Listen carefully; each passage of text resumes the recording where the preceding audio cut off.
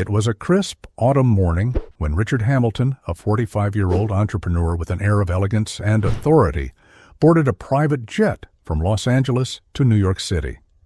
As the CEO of Hamilton Innovations, a conglomerate spanning advanced technology and luxury real estate, his life was a whirlwind of high-stakes decisions and relentless schedules. Richard typically opted for private travel over commercial flights, valuing the efficiency and discretion it offered. This morning, the sleek jet had been prepped with every amenity: plush leather recliners that converted into beds, artisanal snacks curated by an exclusive chef, and a selection of fine wines. Yet despite the luxury, Richard barely noticed. His thoughts were consumed by the urgent board meetings awaiting him in Manhattan. With a black coffee in one hand and a tablet in the other, he reviewed the latest quarterly reports, his sharp blue eyes scanning charts and projections. The flight passed without incident, and upon landing, a black SUV awaited him at the private terminal, part of the seamless service he demanded. The drive into the city was smooth, the skyline glittering under the mid-morning sun as his car wove through the bustling streets. Soon they arrived at the iconic Hamilton Tower, a towering structure of glass and steel that housed the company's headquarters in the heart of New York. As Richard stepped out of the SUV, his usual brisk stride was interrupted by a subtle yet striking change in routine. Instead of the expected male security guards at the entrance, a new face greeted him, a woman, young and composed, standing at the check-in desk. Her olive complexion and piercing brown eyes radiated confidence. Her name tag read Sophia Morales, and she wore the company's security uniform with a professionalism that was immediately evident. "Good morning, sir," Sophia said, her tone calm but firm. "May I see your ID, please?"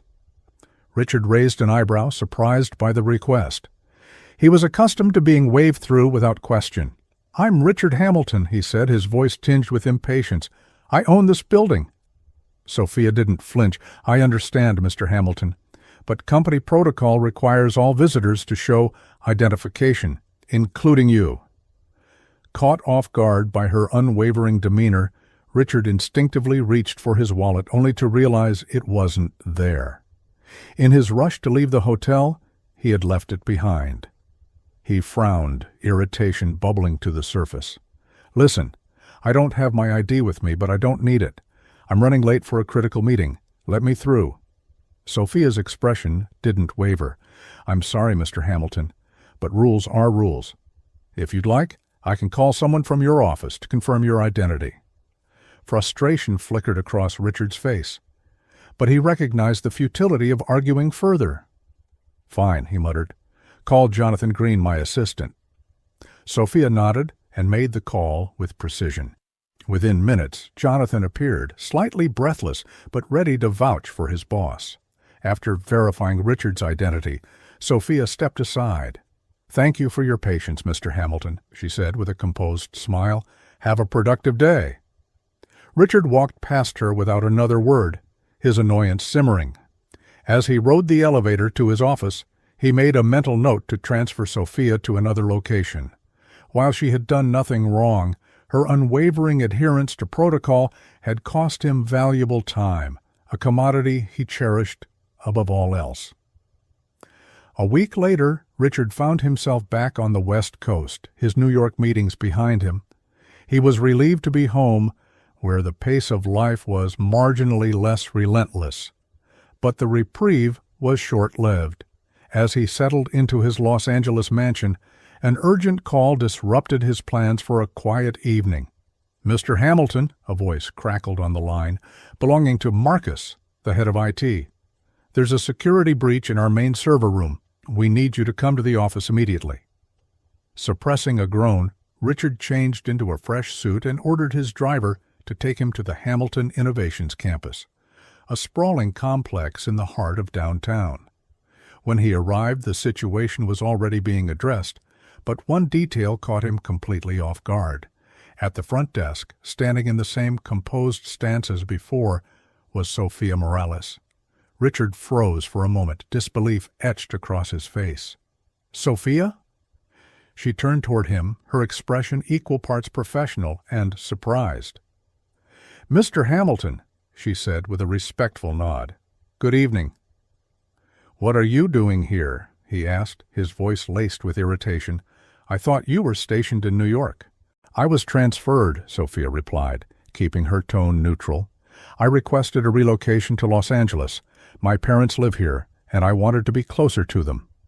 Richard narrowed his eyes, his annoyance from their prior encounter resurfacing. But before he could say anything further, Marcus appeared, waving him over to discuss the security issue. Throughout the night, as Richard navigated the technical crisis, he couldn't shake the presence of Sophia from his mind.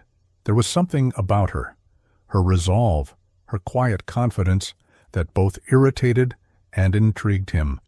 Days later, life returned to its usual frenetic rhythm. Richard had nearly forgotten about Sophia until an incident thrust her back into the center of his world. It was an ordinary afternoon at the Los Angeles headquarters when an alert from the security team sent ripples of alarm through the building. A man, dressed inconspicuously but behaving erratically, had managed to bypass the perimeter checks and was now on the 20th floor, Richard's floor. Sophia was the first to spot the intruder near the elevators. Her sharp instincts immediately kicked in. She approached him calmly, assessing the situation. But before she could act, the man's behavior turned aggressive. At that exact moment, Richard stepped out of his office, oblivious to the commotion.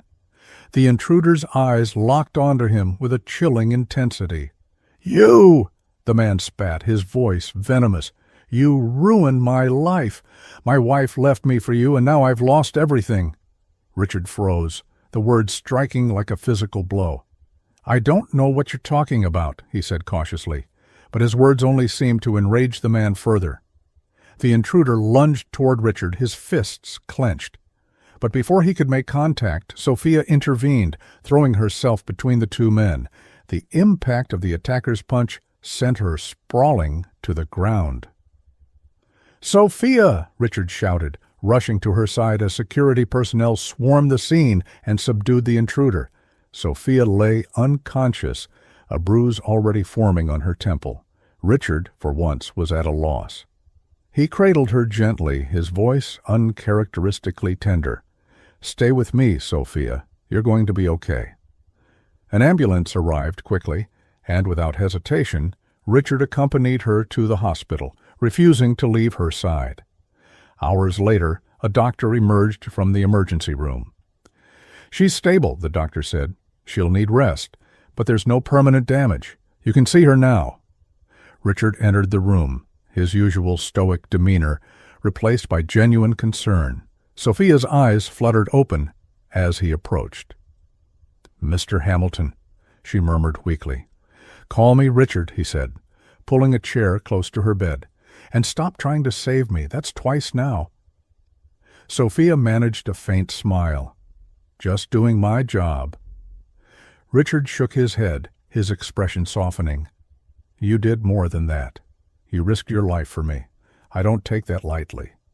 Richard left the hospital that night with Sophia's courage weighing heavily on his mind. Despite the chaos of his world, the memory of her selfless act lingered, stirring something unfamiliar within him, gratitude mixed with a deepening respect. The next morning he returned to the hospital, a bouquet of white lilies in hand. Sophia looked surprised when he entered, but her usual calm demeanor quickly returned. "Mr. Hamilton," she said, attempting to sit up. "Richard," he corrected with a small smile. "And don't try to move. You're supposed to be resting." Sophia raised an eyebrow. "Resting isn't really my style." "Clearly," Richard said, setting the flowers on the table beside her bed. He hesitated before continuing. "I came here to thank you properly. What you did yesterday, saving me, was more than anyone could have asked for. You've proven yourself to be someone I can trust." Sophia tilted her head, studying him. "Thank you, but I was just doing my job." Richard shook his head. "It was more than that, and it's why I want to make you an offer. Once you've recovered, I'd like you to work as my personal security detail. You'll move into my estate in Beverly Hills. You'll have your own private suite, all the resources you need, and of course a significant raise. Sophia's brows furrowed. Mr. Ham, Richard. I'm honored, but I don't know if that's appropriate. I'm a professional. Living in your home might blur some lines.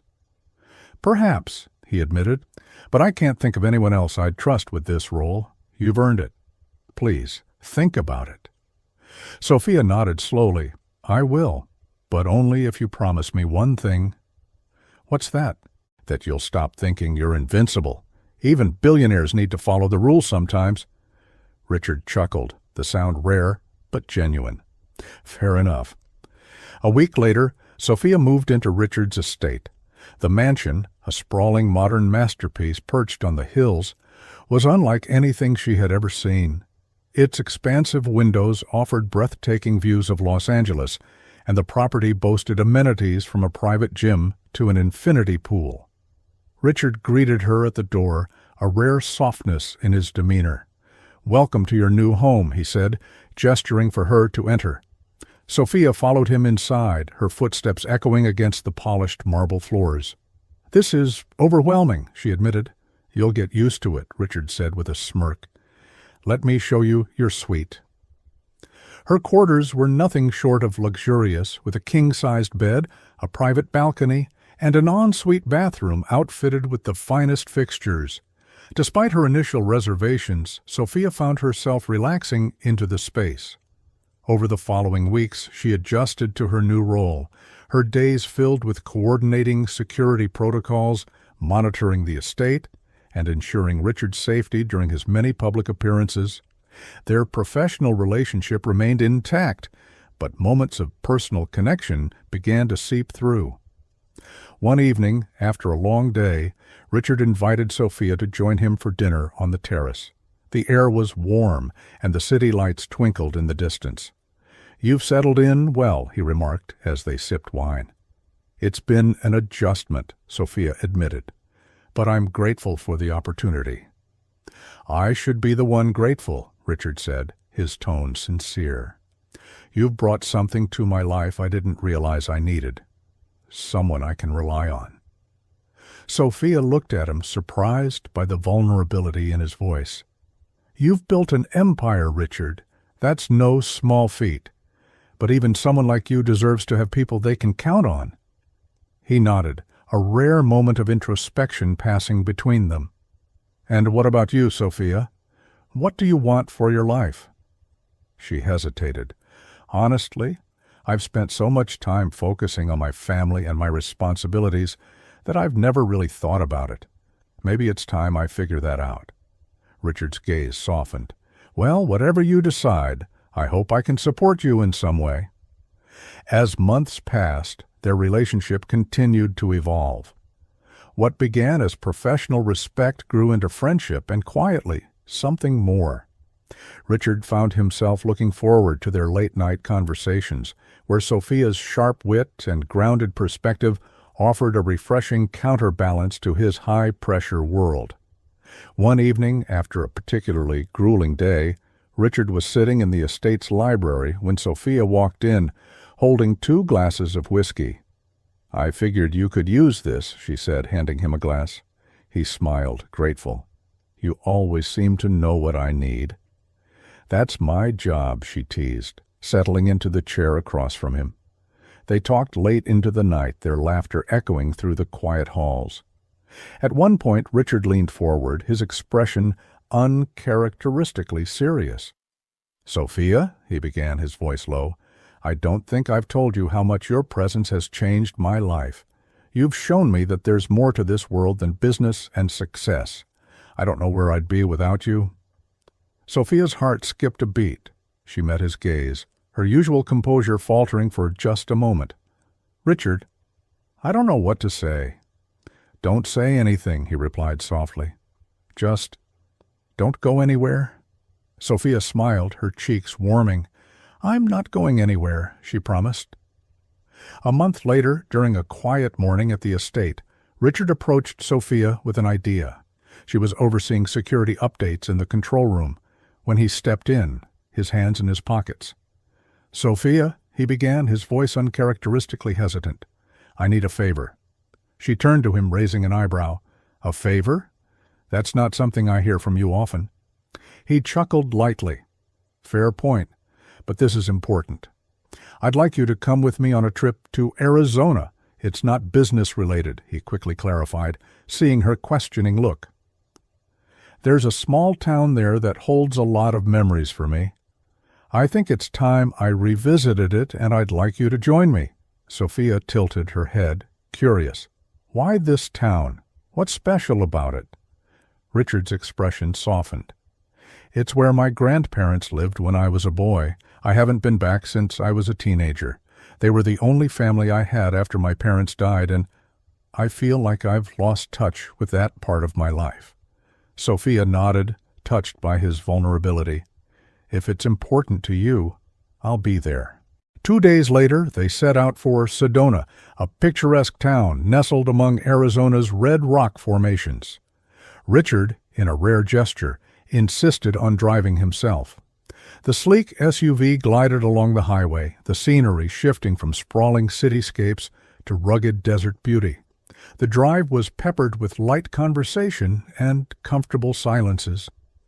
At one point, they stopped at a roadside diner, a quaint little place adorned with vintage decor. This reminds me of when I was a kid, Richard said as they settled into a booth. My grandparents used to bring me to places like this, simple, unpretentious. I miss that sometimes. Sophia smiled, watching as he seemed to shed the weight of his corporate persona. It's nice to see you relax for a change. He gave her a small, almost boyish grin. I suppose I don't do that enough. They lingered at the diner, savoring the homemade pie and the warmth of the sun streaming through the windows. When they resumed their journey, the mood was lighter, the connection between them deepening with every mile. When they arrived in Sedona, Richard led Sophia to a small, weathered house on the outskirts of town. It was modest compared to the opulence he was accustomed to, but it radiated a quiet charm. This was their home, Richard said softly. It's been empty for years, but I've kept it maintained. Sophia followed him inside, her footsteps echoing on the hardwood floors. The house was filled with relics of another time, faded photographs, antique furniture, and books that bore the marks of a lifetime of use. Richard picked up a framed picture from the mantel. It showed a younger version of himself with an elderly couple, their faces beaming with pride. They were incredible people, he said, his voice tinged with nostalgia. My grandfather worked as a carpenter. My grandmother was a school teacher. They didn't have much, but they gave me everything they could. Sophia placed a hand on his shoulder, offering silent support.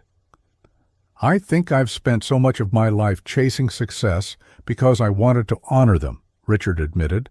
But sometimes I wonder if I've lost sight of what really matters. Sophia's voice was gentle. They'd be proud of you, Richard, not just for what you've achieved, but for the person you've become. He turned to her, his eyes searching hers.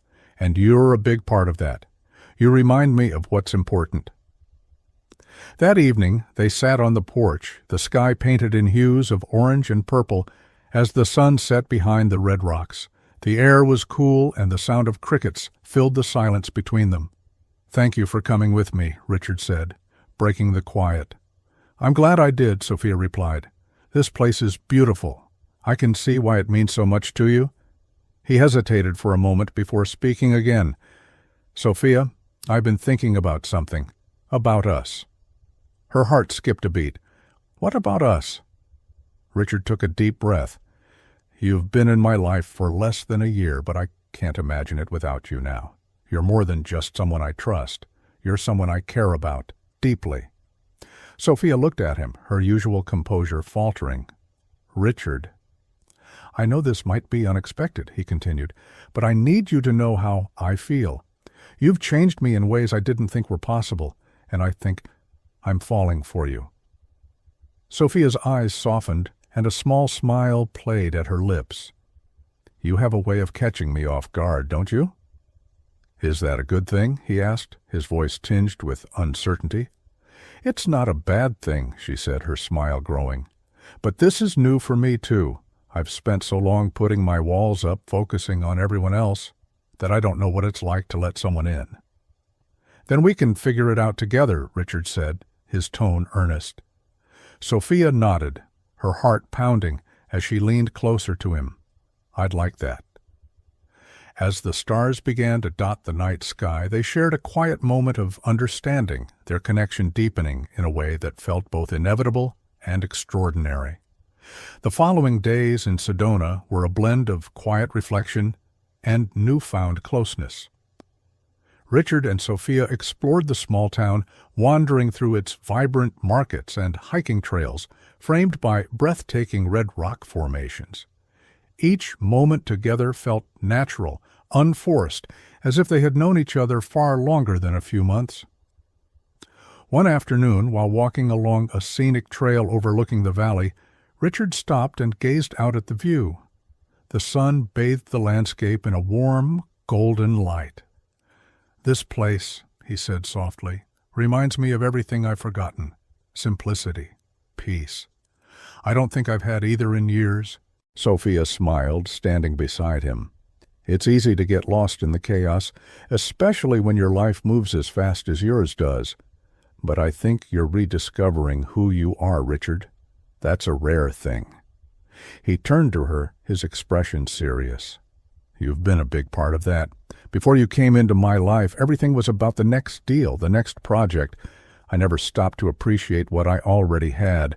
But you've made me want to slow down, to be present." Sophia's breath caught at the sincerity in his voice. She looked into his eyes and saw something she hadn't dared to hope for. Love, pure and unguarded. "Richard," she said quietly, "you've changed my life too. I don't know how or when it happened, but being with you feels right." He smiled, his gaze unwavering. "Then, let's stop questioning it and see where this takes us." When they returned to Los Angeles, something between them had shifted. Their bond, once professional, was now undeniably personal. Though they tried to maintain some semblance of their previous dynamic, it was clear to everyone around them that something had changed. One evening, as they were reviewing security updates in Richard's office, Sophia paused and looked at him. "Richard," she began, "are you sure you're comfortable with this? Us, I mean. It could complicate things." He leaned back in his chair, his expression thoughtful. "Sophia, my life has always been complicated, but this, you and me, it's the clearest thing I've ever felt." Sophia felt her cheeks warm, but she couldn't suppress a small smile. "You have a way with words, you know that?" "Only when it matters," he replied with a grin. A few weeks later, Richard approached Sophia with an idea that surprised her. "I'd like to meet your parents," he said one evening as they sat in the library. Sophia blinked. "My parents? Richard, they're not exactly prepared for someone like you. They live a simple life." "I don't care about that," he said. "I care about meeting the people who raised the woman I admire most in this world." Sophia hesitated, her heart pounding. "Are you sure it's not going to be glamorous? Their home is small, and they don't have much." Richard smiled gently. "Sophia, I didn't grow up with wealth either. I think it's time you saw that side of me." The next weekend they traveled to a small town on the outskirts of Bakersfield, where Sophia's parents lived in a modest house surrounded by fields of golden crops. As their car pulled into the driveway, Sophia's parents emerged, their expressions a mix of surprise and joy. "Mama, Papa," Sophia said as she stepped out of the car, "this is Richard." Her mother, a petite woman with kind eyes, wiped her hands on her apron nervously. "Senor Hamilton," she said, her voice tinged with awe. "Please, call me Richard," he said warmly, extending his hand. "It's an honor to meet you." Her father, a tall man with weathered hands, shook Richard's hand firmly. "You're a long way from the city, Mr. Hamilton." "I wouldn't have it any other way," Richard replied, his sincerity evident.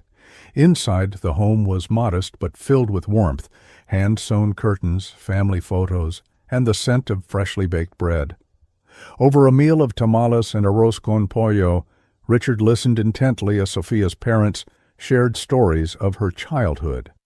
"She's always been strong," her father said, pride evident in his voice. "Even as a little girl, she was the one looking out for everyone else." Sophia blushed. "Papa, don't embarrass me." Richard chuckled, his admiration for her only deepening. "I see where she gets it from." As the evening wound down, Richard asked to speak privately with Sophia's parents. In the small rustic kitchen, he took a deep breath before beginning. "Mr. and Mrs. Morales," he said, his voice steady, "I've come to realize that your daughter is the most extraordinary person I've ever met. She's changed my life in ways I can't begin to describe.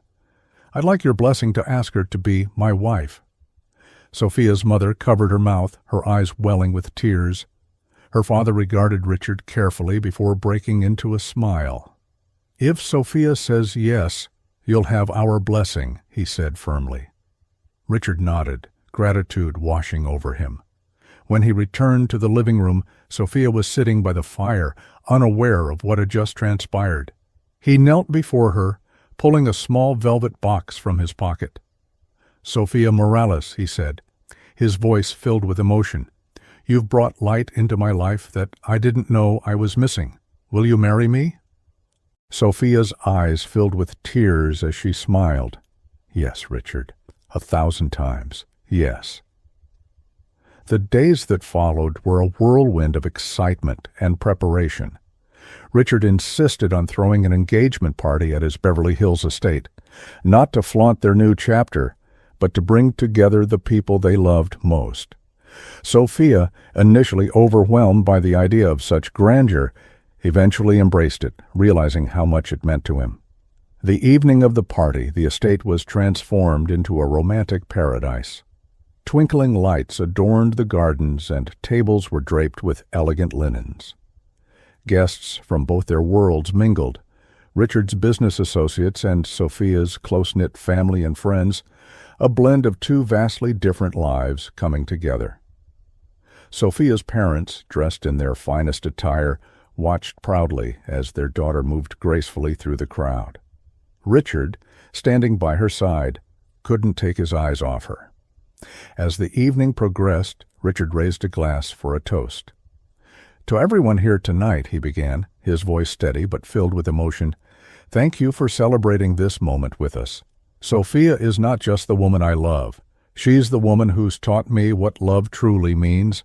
I'm the luckiest man in the world to call her mine." The crowd erupted in applause, and Sophia's eyes glistened with tears. As the music began, Richard extended a hand. "May I have this dance?" Sophia nodded, taking his hand. They swayed under the stars, their movements effortless, their connection undeniable. Months later, the big day arrived. The ceremony took place in a serene vineyard in Napa Valley, chosen for its breathtaking views and intimate atmosphere. Sophia wore a lace gown that flowed like water, her beauty radiant and timeless. Richard stood at the altar in a tailored suit, his expression a mixture of awe and gratitude as he watched her walk toward him. The vows were heartfelt, each word spoken with sincerity. "I promise to protect you, cherish you, and stand by your side through every challenge and triumph," Richard said, his voice steady despite the emotion in his eyes. "And I promise to love you with all my heart," Sophia replied, her voice soft but unwavering, "to be your partner in every sense, and to remind you every day that you're not alone." As they exchanged rings and shared their first kiss as husband and wife, the crowd erupted in cheers, a celebration of a love that had defied expectations and grown into something unbreakable. After the wedding, Richard and Sophia settled into their life together, finding joy in the balance between work and their personal lives. The mansion, once a symbol of Richard's solitary success, now brimmed with warmth and laughter. Not long after, they decided to expand their family. Sophia's parents moved into a beautiful guest house on the estate, ensuring they would always be close. Meanwhile, Richard began converting a portion of the estate into a foundation, dedicated to supporting young women in law enforcement and security careers, inspired by Sophia's journey. The couple's happiness grew tenfold when they welcomed twins, a boy and a girl. The children brought new energy to their lives, filling the house with the sounds of laughter and tiny footsteps. Sophia often marveled at how far they had come. "If someone had told me a year ago that my life would look like this," she said one evening, as she cradled their daughter, "I wouldn't have believed them." Richard, sitting beside her, kissed her temple. Sometimes the best things in life are the ones we don't see coming. Years passed, and Richard and Sophia's love only deepened. Their story became one of inspiration to those around them, a reminder that life has a way of bringing the right people together when the time is right. One sunny afternoon, as their children played in the garden and Sophia's parents watched fondly from the patio, Richard wrapped his arms around Sophia. "Thank you for coming into my life," he said softly. "You've made everything worth it." She smiled, leaning into him. "And thank you for showing me that love can be both strong and gentle. Together, we've built something I never dared to dream of." The two of them stood there, content and at peace, knowing that their journey, though unexpected, was exactly as it was meant to be. As the years turned into decades, the Hamilton family became a symbol of love, perseverance, and generosity. The foundation Richard had created in Sophia's honor flourished, supporting countless women in achieving their dreams. Their children grew up surrounded by love and the lessons of resilience and kindness passed down by their parents. And though life continued to bring its challenges, Richard and Sophia faced them together, their bond unshakable. In the end, their story wasn't just about a chance meeting or an unexpected romance. It was about two souls finding each other, transforming their lives, and creating a legacy that would endure for generations.